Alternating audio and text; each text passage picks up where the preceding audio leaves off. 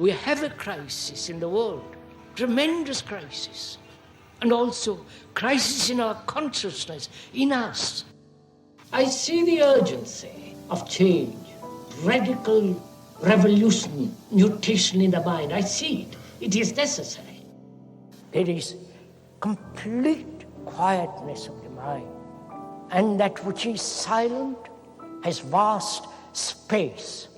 Only then that which is nameless comes into being. This is Urgency of Change, the Krishnamurti podcast.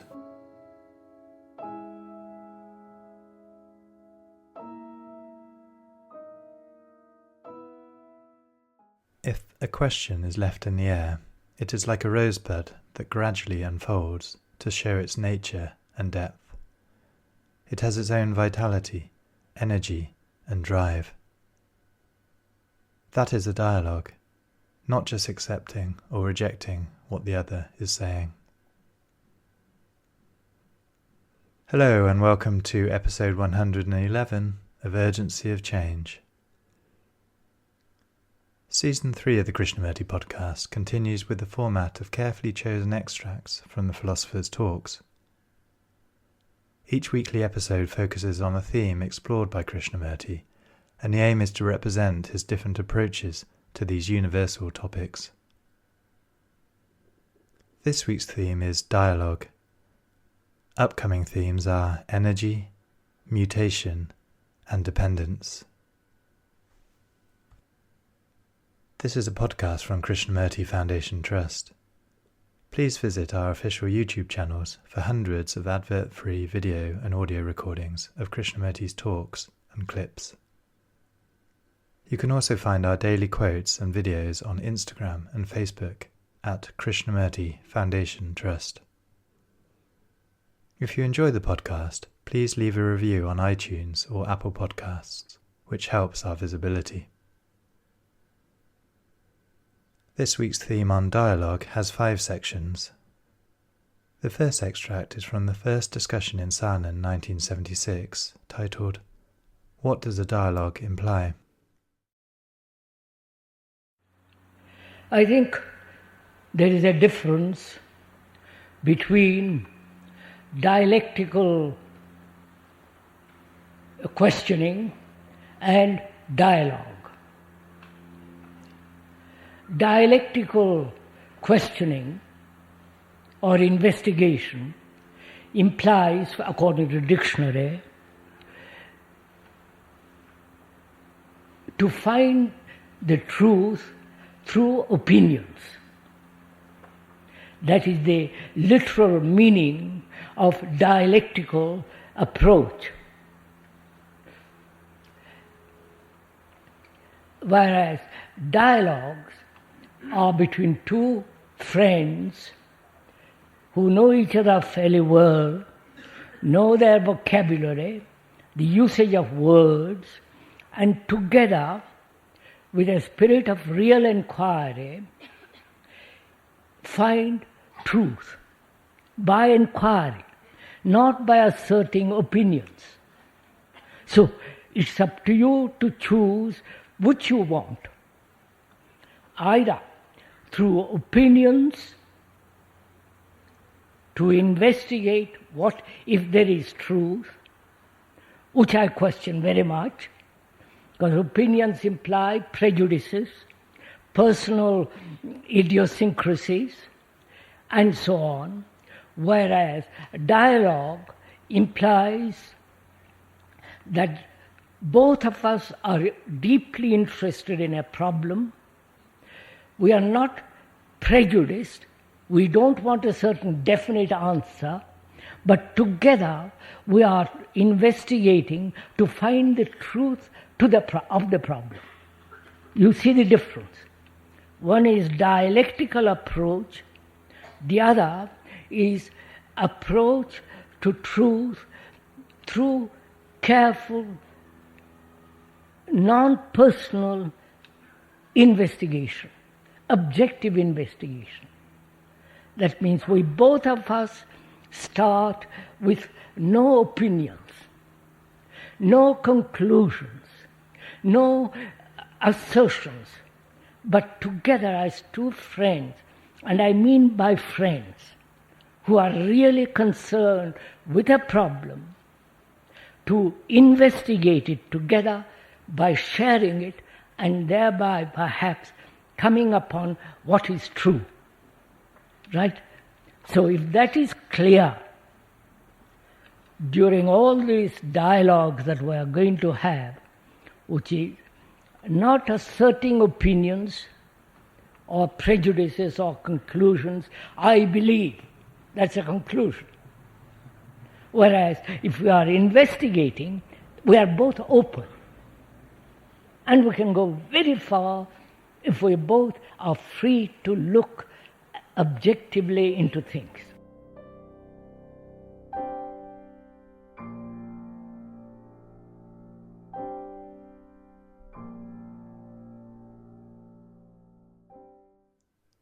The second extract is from the third discussion in Saanen, 1979, titled Good Relationship in Dialogue. We're having a dialogue.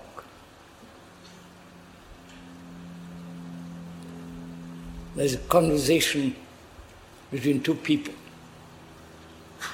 friendly, serious, and wanting to solve their own intimate, personal problems. And so they go for a walk in the woods and talk over things together. And we are in that position, you and I, the speaker and you. We're out for a walk, lovely stream, marvelous pine woods, full of morning scent, and we are talking over together.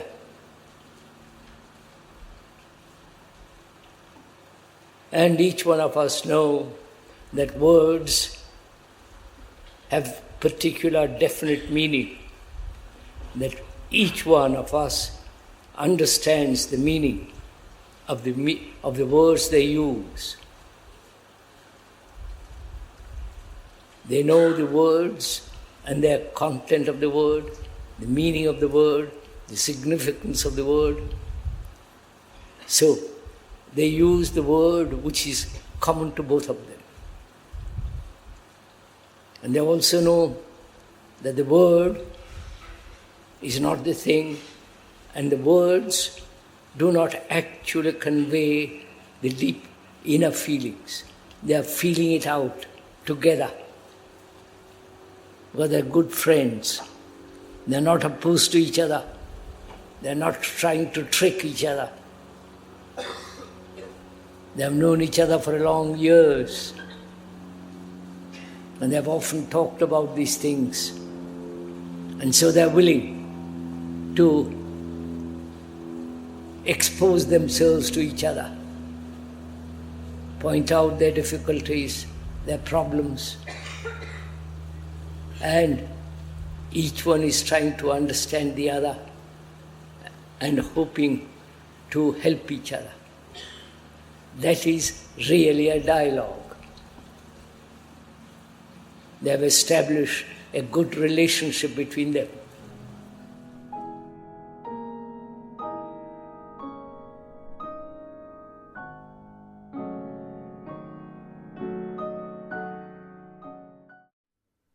The third extract is from Krishnamurti's third talk in Bombay, 1978, titled Don't Get Caught in Words.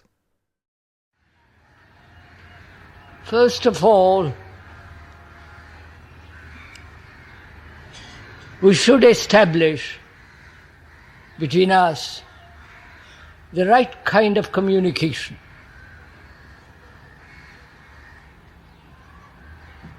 Not only the verbal communication,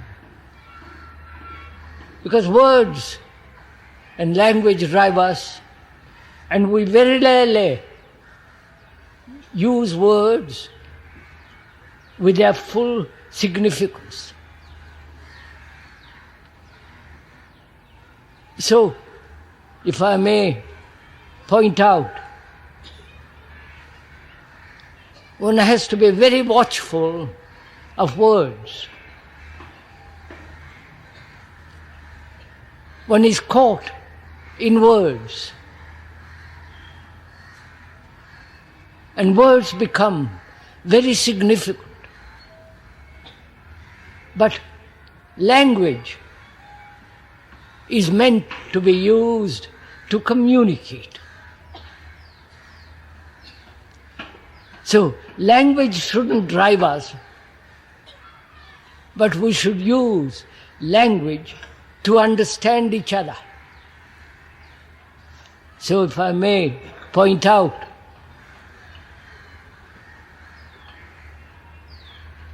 that when we are communicating as we are this evening, we should be very watchful that the words don't trap us and the words do not limit our perception, our insight.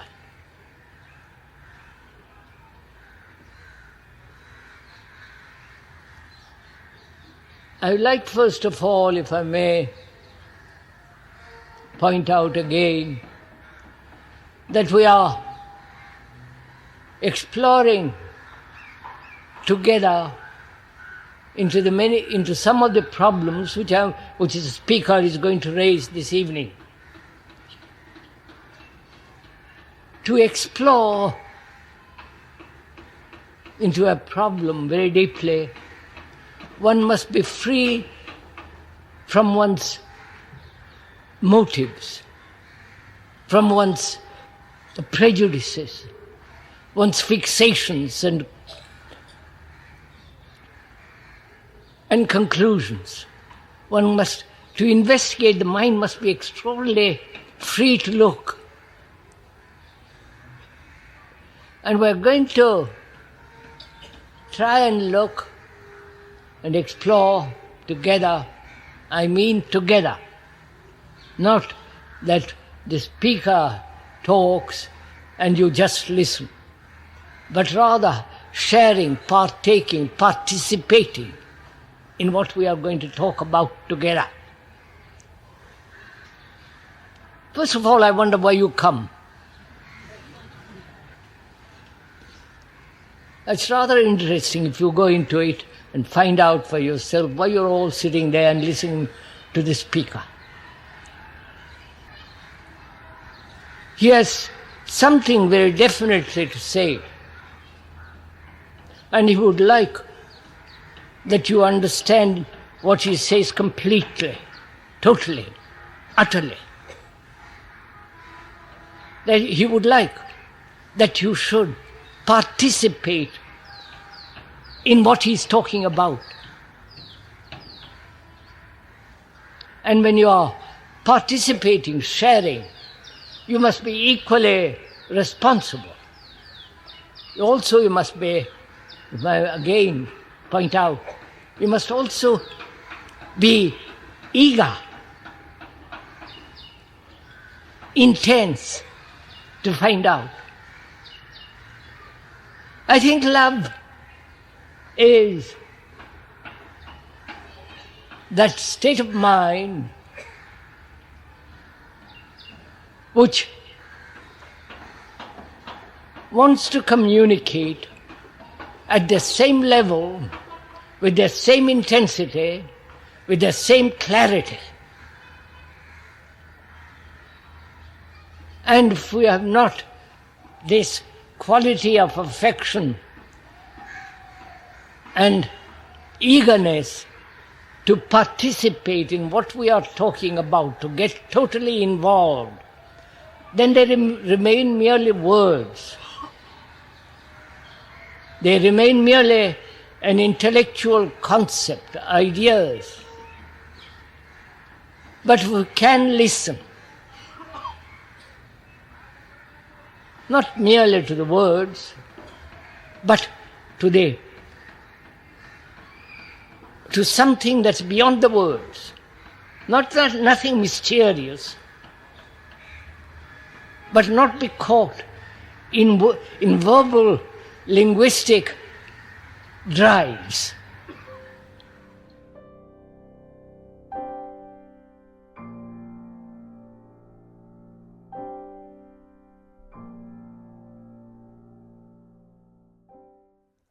The fourth extract is from the fourth talk in Bombay 1984, titled, "In Dialogue, You and I Disappear, and Only the Question Remains." So what is freedom? The sense of inward, authentic, deep sense of unshakable freedom. Not from something. What is that freedom? Can we together inquire into it? Not accept what the speaker is saying, because we went into that. If you accept what the speaker is saying, then you are back again to the old pattern of following an authority. The speaker then becomes your guru, and the speaker abhors all gurus. In the world of, if I can use the word spirit or spiritual, authority is a sin. So, together, let's inquire, what is freedom?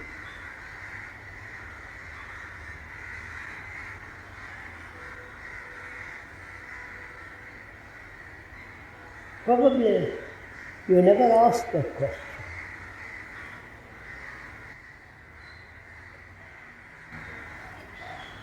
We all want to escape from something.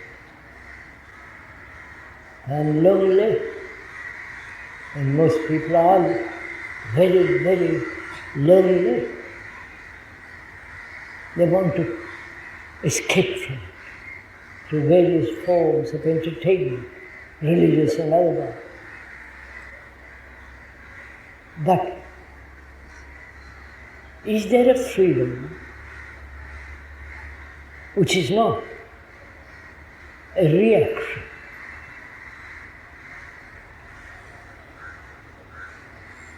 And to find out that, one has to inquire, what is love? Is love a reaction?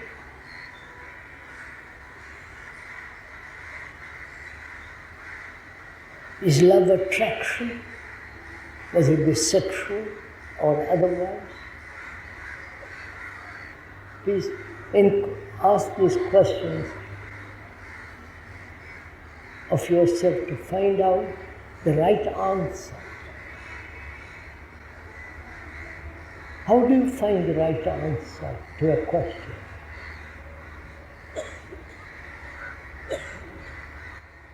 I ask the question, the speaker asks the question, you naturally reply to that question, if you are at all thinking, going along with the question. Then you respond to that question. Then the speaker then answers to your response. This is real dialogue. Answers to your response. Then you respond to my response. Right? Are we following this a little bit? So that there is both question and answer and question. If we maintain this answer, question, answer, seriously, intensely, then in that process, you disappear and the speaker disappears. Only the question remains. You understand? Then that very question has vitality. Don't agree, please. Test it out for yourself. It's like a bud, a rose bud. If the question is left in the air, as it were, then it's like a bud, which gradually unfolds and shows its nature, the response, the depth of that question. It has its own vitality, energy, drive. That is a dialogue. Not just accepting what the other fellow is saying.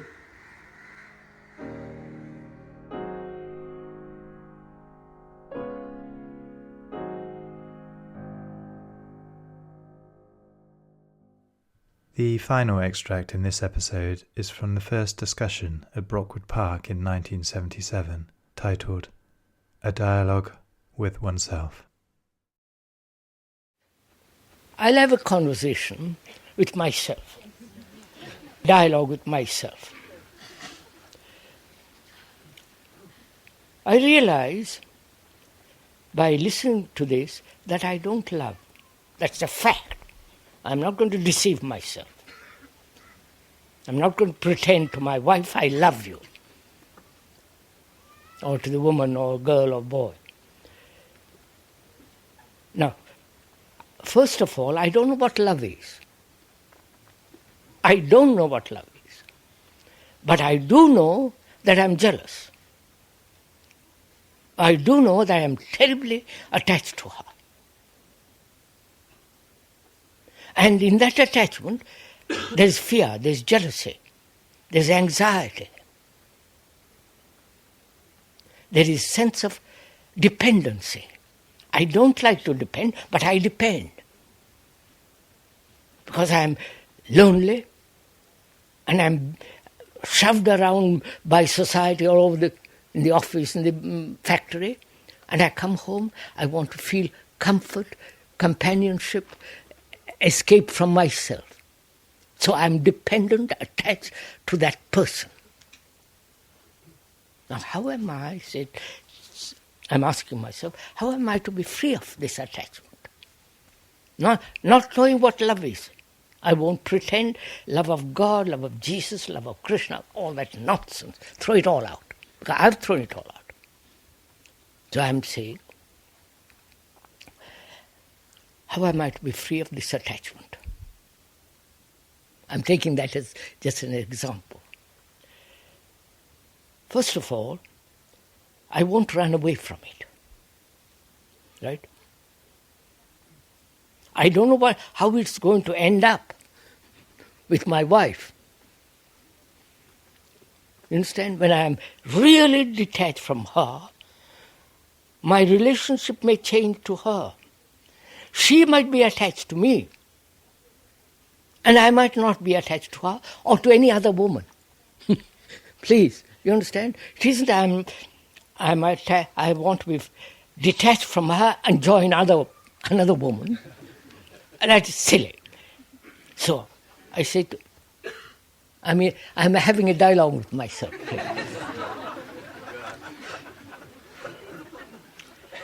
So, what shall I do? I won't run away from the consequence of being totally free of all attachment. I'm going to investigate. I don't know what love is, but I see very clearly, definitely, without any doubt, that attachment to that person means fear, anxiety, jealousy, possession, all the rest of it. So I ask myself, how am I to be free of attachment? Not the method. There is freedom from it. I don't know. I really don't know. So, I begin to inquire. Then I get caught in a system. You understand? You're following this? I get caught in some guru who says, I'll help you to be detached. Do this, this, this. Practice this, this, this. And I want to be free from it. And I accept what the silly man says. Because I see the importance of being free. And he promises me that if I do this, I'll have a reward. So, I want to be free in order to have a reward. You understand? I am looking for a reward. So I say, how silly I am. I want to be free and I get attached to the reward. You're following all this? Good. Clark. I think I better have a dialogue all the time with myself.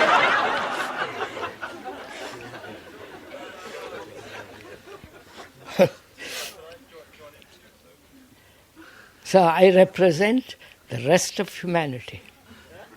And I really mean it.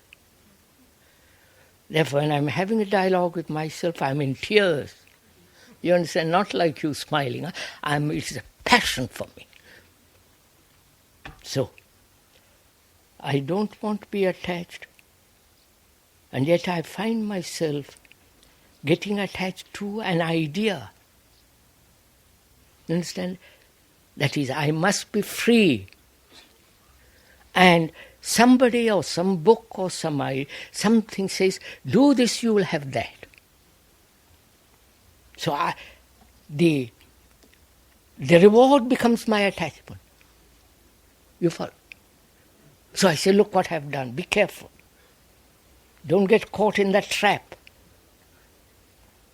Whether it's a woman or an idea, it is still attachment.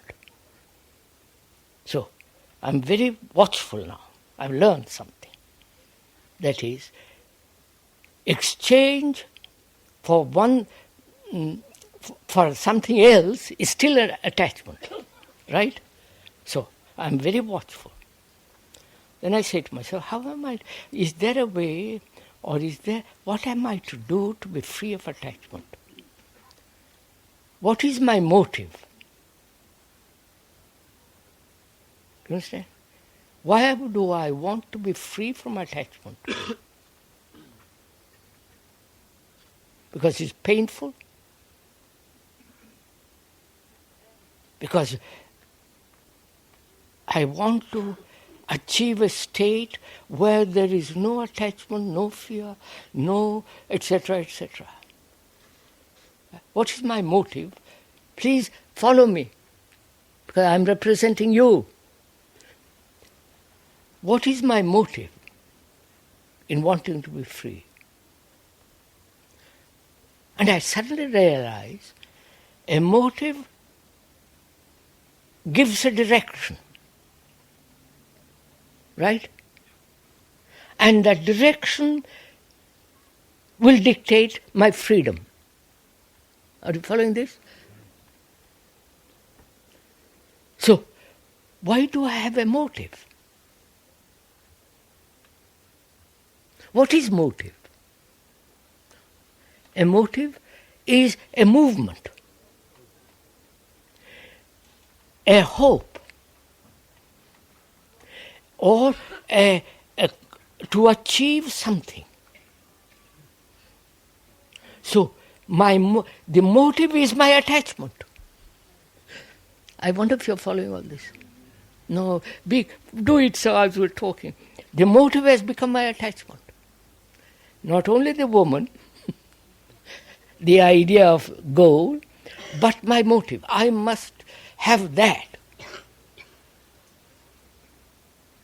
So I'm all the time functioning within the field of attachment. Right?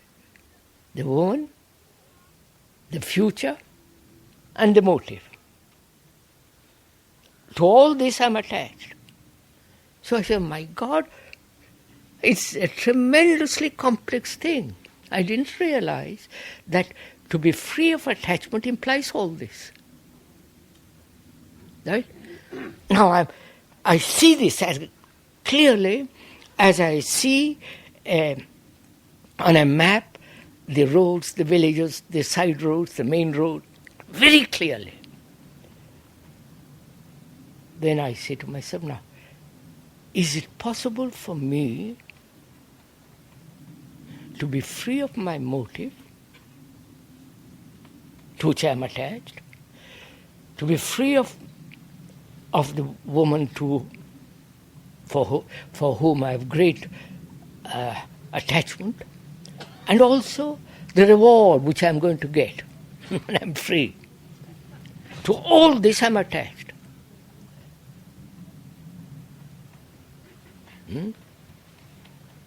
Why?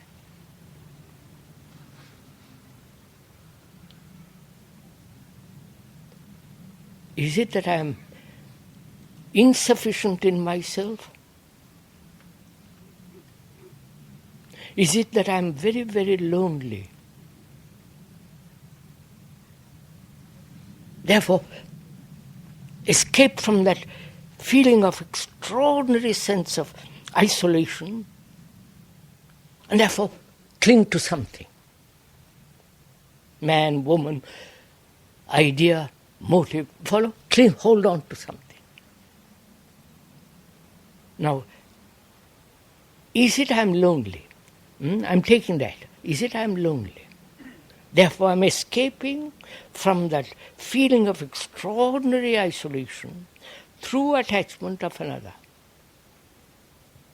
Right? So now I'm not interested in attachment at all. I'm interested in understanding why I'm lonely, which makes me attached. Vous avez compris? I mean, you have understood? You're following me? My dialogue with myself, which is, I'm lonely. And that loneliness has forced me to escape through attachment to this or to that. Now I say, as long as I am lonely, all the sequence of this. So I must investigate why I am lonely. What does it mean? Right? What does it mean to be lonely? How does it come about? Is it instinctual, inbred, heredity, or is it my daily activity that's bringing about this loneliness? You understand? I'm going into it. I'm going to have a dialogue with myself. Oh, Joe.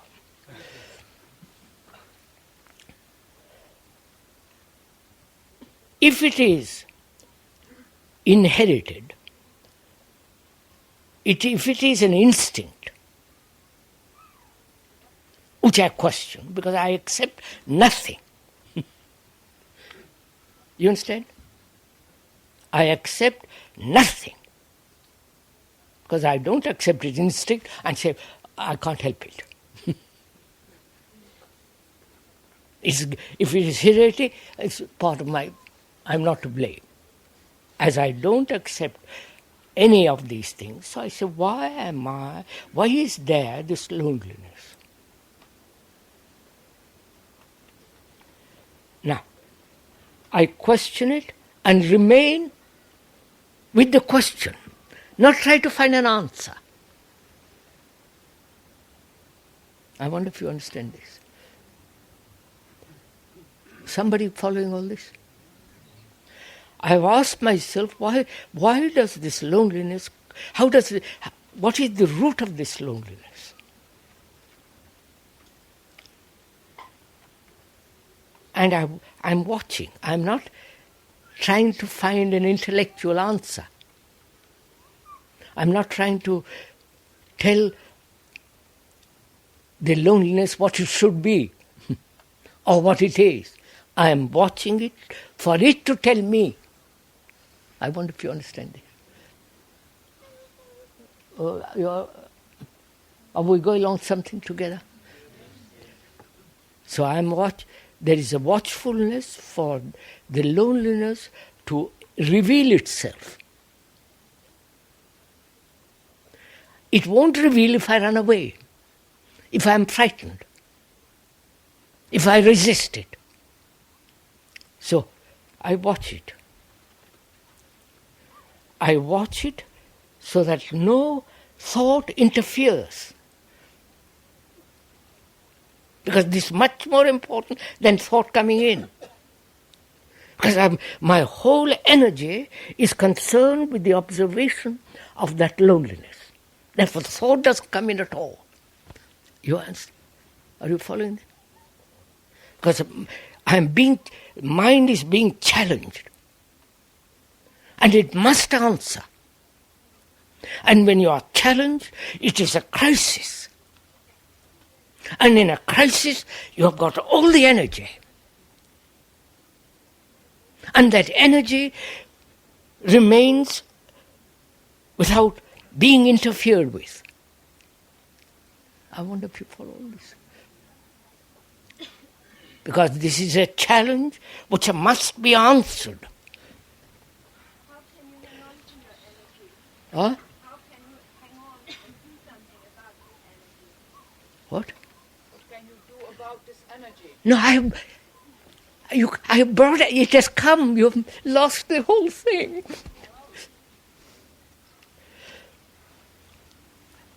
Look, I started out having a dialogue with myself.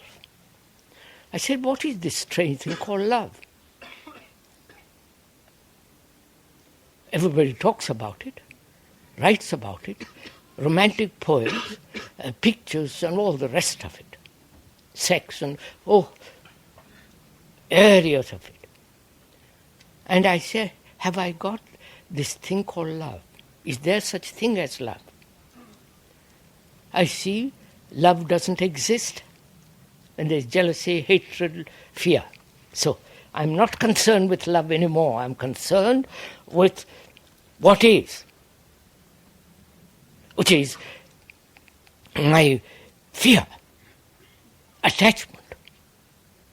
And why am I attached? I say maybe one of the reasons, I don't say that's the whole reason. One of the reasons is I am lonely, desperately isolated. The older I grow, the more isolation. So I watch it. And I have followed this is a challenge to find out. Because it is a challenge, I've brought all energy is there to respond. Is that simple, isn't it?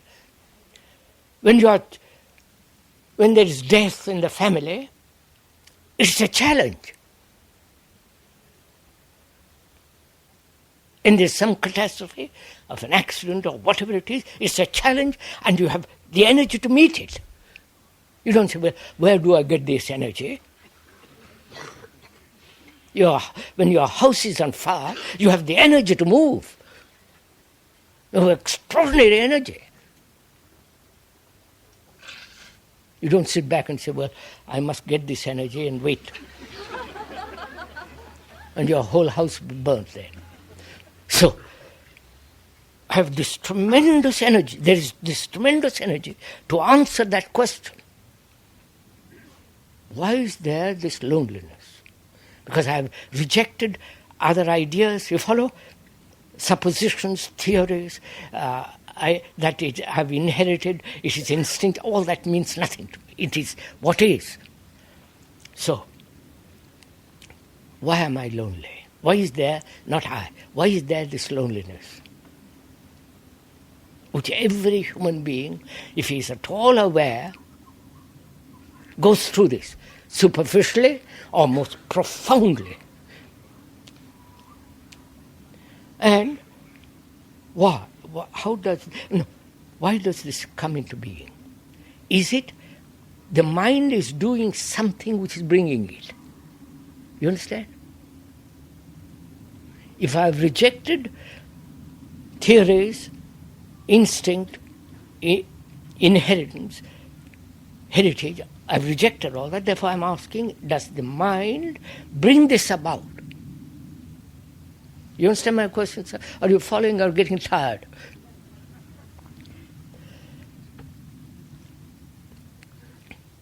Is the mind doing this?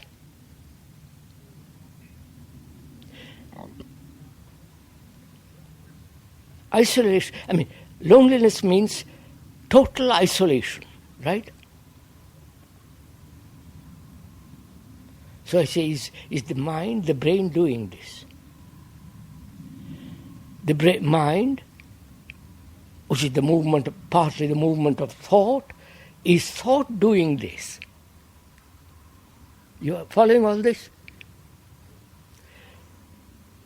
Thought in daily life, is it creating, bringing about this sense of isolation? You understand? Which is, in the office,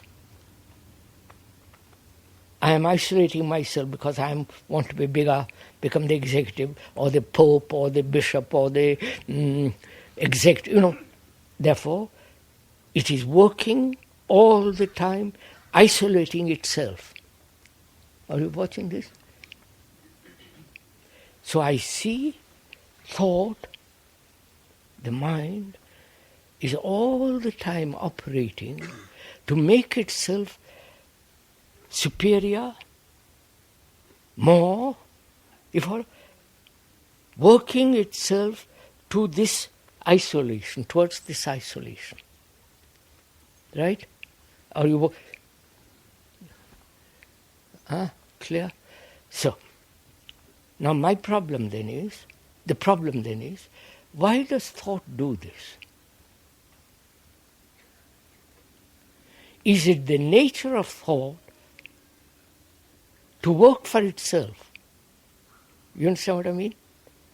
Is it the nature of thought to create this isolation? Does society create this isolation? Does education create this isolation? Right? The education is part of, it does bring about this isolation. Gives me a certain career, certain specialization, so it's isolation. You follow? So thought, being fragmentary, because I've found that. I've found that thought, which is the response of the past as knowledge, experience and memory, so thought is limited, right? Thought is time-binding. So thought is doing this. So my concern then, why does thought do it? Is it in its very nature to do this?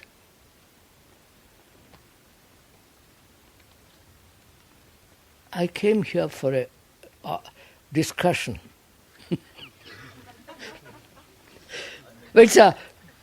I came here for a discussion, dialogue. Now I am having a dialogue by myself. Too bad. I'll go on. Because this very, look what it is leading me up to. Leading. So we come to the point now that why does thought, being a fragment, why does it bring about this isolation? If it does, I have found it does in my conversation with myself, because thought is limited. Thought is time-binding. Therefore, whatever it does must be limited. And in that limitation, it has found security. It has found security in saying, I have a special career in my life. It has found security in saying, I'm a professor. There I'm perfectly safe for after 7 years, you get a tenure, and there you're stuck for the rest of your life. And a great security, both psychological as well as factual. So thought is doing this. Now my question, the problem then is, can thought realize, please listen, but can thought realize that it is limited? And therefore, you know, moment it understands that whatever it does is limited and therefore fragmentary and therefore isolating. Whatever it does will be this. Therefore, can thought, please, having a dialogue, this is a very important point, can thought realize its own limitation? Or does thought say to itself, I am limited? You understand the difference? Are you all asleep?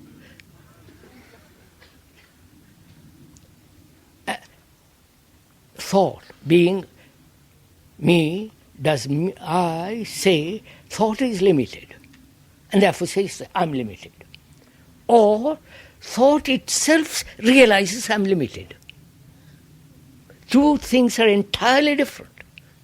One is an imposition, and therefore conflict, whereas when thought itself says I'm limited, it won't act, it won't move away from that limitation.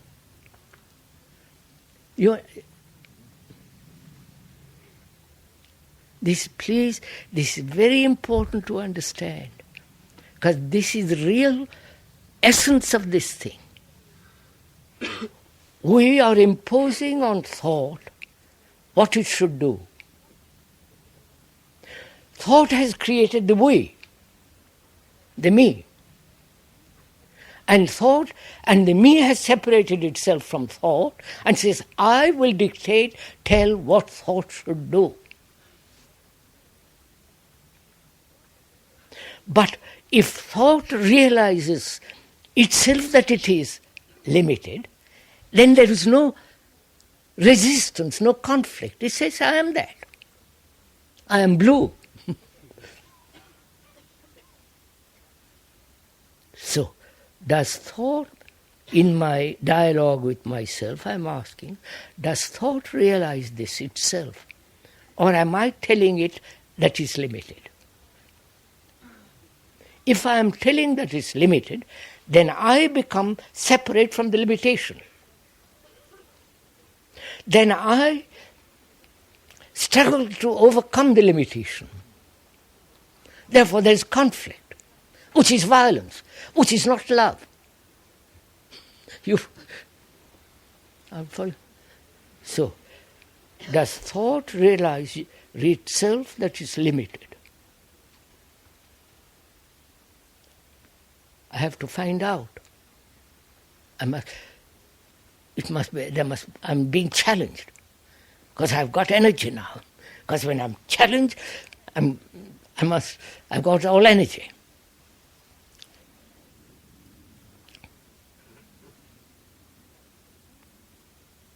Does consciousness, put it differently, does consciousness realize its content?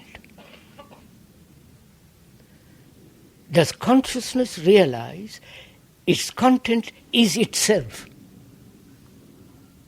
Or I have heard another say, consciousness is its content makes up consciousness. Therefore I say, yes, it is so. You follow? Or does consciousness, this consciousness realize its content, and therefore this very content is the totality of my consciousness, right? Do you see the difference of the two? The one imposed by me, the me created by thought, Then if I impose something on thought, then there's conflict. Right? It's like a tyrannical government imposing on some. But the government is what I've created. So, we're asking, has thought realized its own littleness, its own pettiness, its own limitation? Or is it pretending to be something extraordinary? Noble, all the rest of it. Divine. Which is nonsense, because thought is memory, experience, remembrance. So, I must, in my dialogue, there must be clarity about this point. That there is no outside influence imposing on thought, say it is limited. So I thought then, because there is no imposition, you understand, there is no conflict, therefore it realizes it is limited. Therefore, whatever it does, its worship of God, its worship of Jesus, its worship is limited, shoddy, petty. Though it has created marvelous cathedrals in Europe and here. So, I have found there's been, in my conversation with myself, there is a discovery that loneliness is created by thought.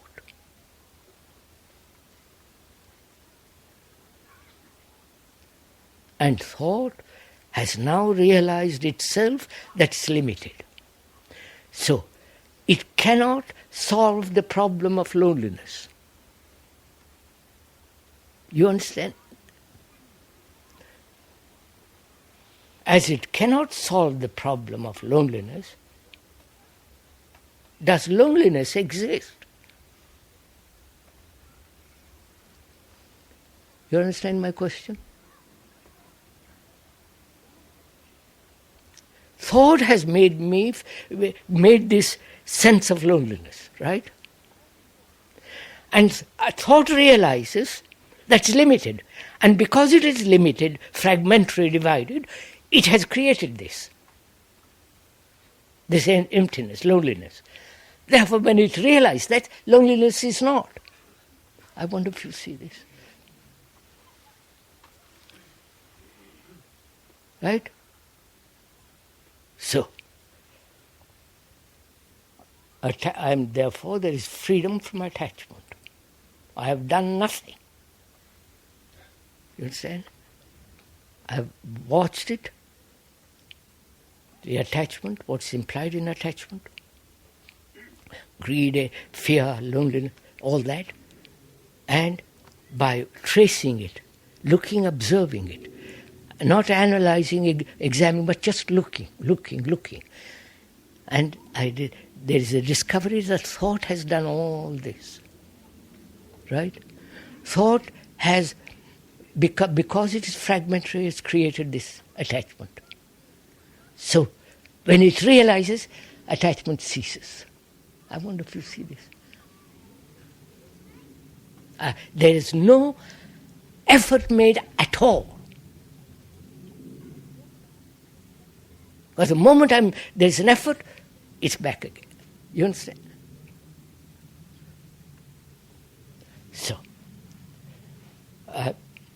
So we have said love. If there is love, there is no attachment. If there is attachment, there is no love. So I've removed. There's been the removal of major factor in negation of what it's not, which is love is not attachment. You know what it means in your daily life?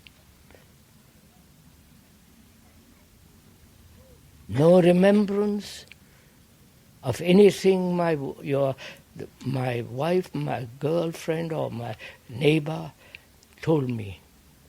No remembrance of any hurt. no image about her, because I'm attached to the image, not to her. I'm attached to the image thought has created about her. She's hurt me. She's bullied me. She's given me comfort. I'm nice. I've had a pleasant time sexually. This, that, 10 different things, which are all the movement of thought, which has created the image, and it is the image I'm attached to. So, attachment is gone. But there are other factors. Fear, pleasure, comfort in that person or in that idea.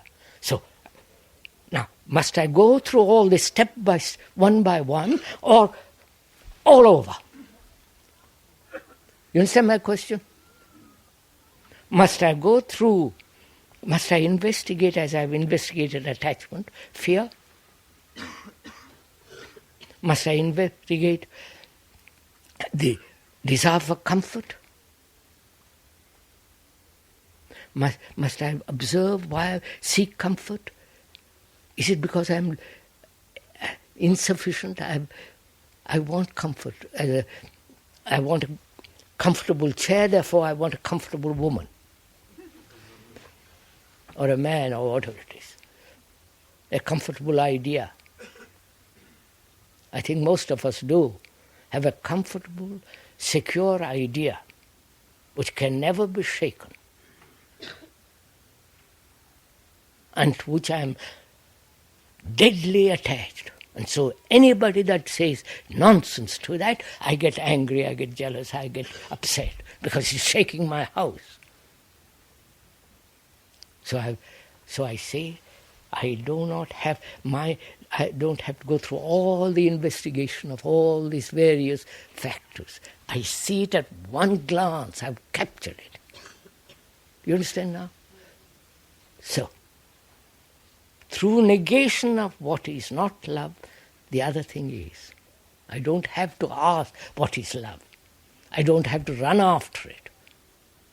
If I run after it, it's not love, it's a reward. So I've ended by, in that inquiry, slowly, carefully, without distortion, without illusion, I've negated everything that's not.